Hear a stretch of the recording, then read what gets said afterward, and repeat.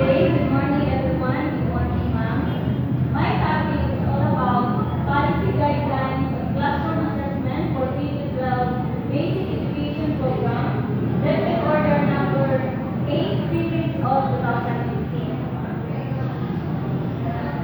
So in line with the implementation of the Enhanced Basic Education Act of 2013, Republic Act number 10533, the Department of Education is adopting the enclosed policy guidelines on classroom assessment for the K-12 Basic Education Program. So the objectives: define what is classroom assessment, identify the two types of classroom assessment, and explain the learning standards in classroom assessment. First, theoretical basis. Classroom assessment is a joint process that involves both teachers and learners. It is an integral part of teaching and learning. This view recognizes the diversity of learners inside the classroom, the need for multiple ways of measuring their varying abilities and learning potentials, and the role of learners as co-participants in the assessment process.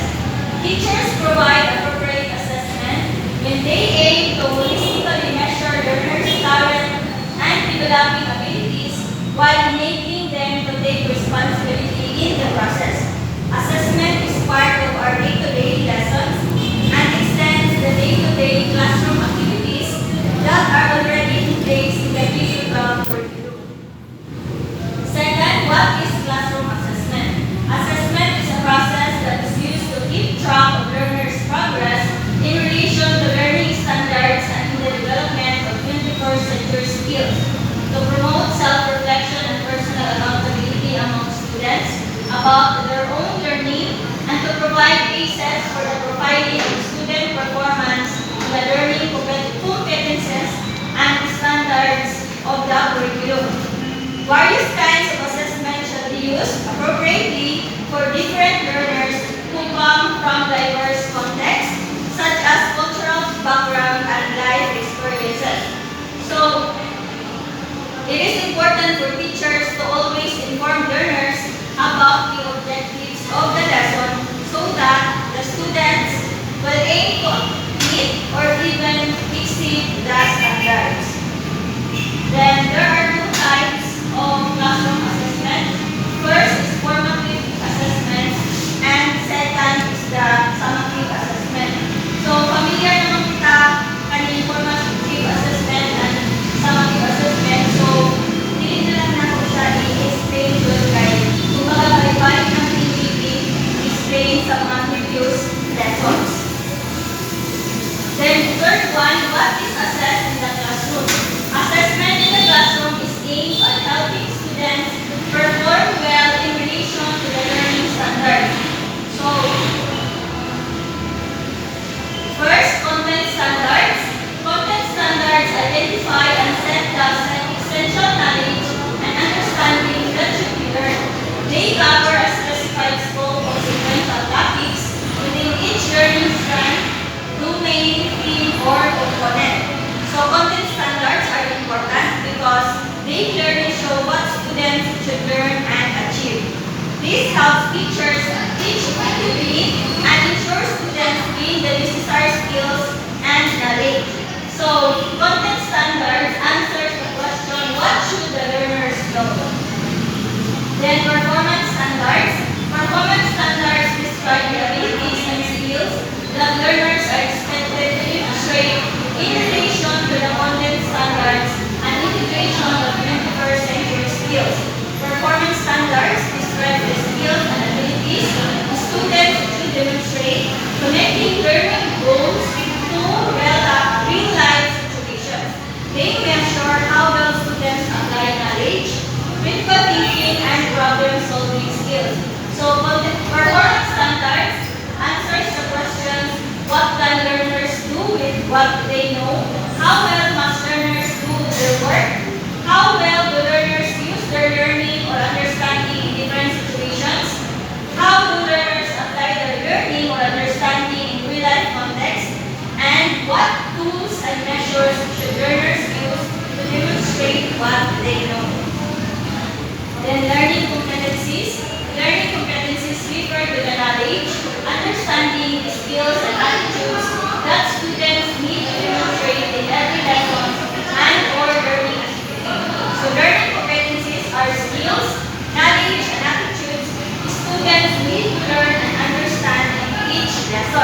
They show what students should know, do, and value after completing a lesson or activity.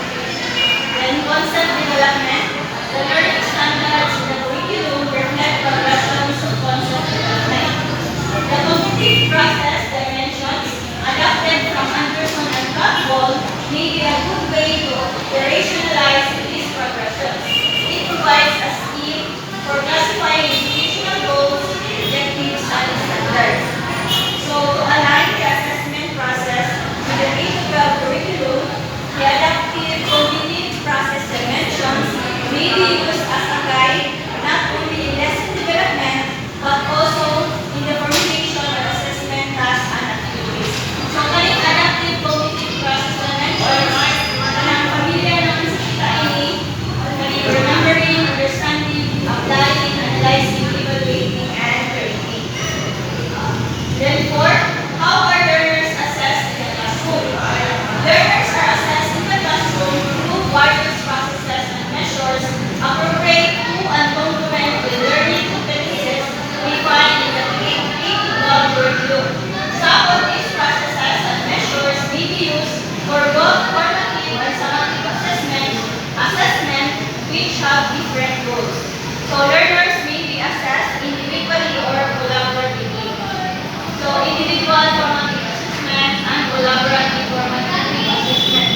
So kanang familiar naman sa kita ini, individual, students work alone to show what they know, while ang collaborative formative assessment is students work together to achieve a learning goal.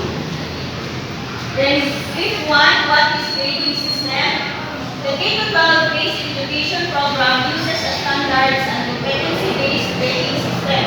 So all grades will be based on the weighted gross score of the learner's summative assessment.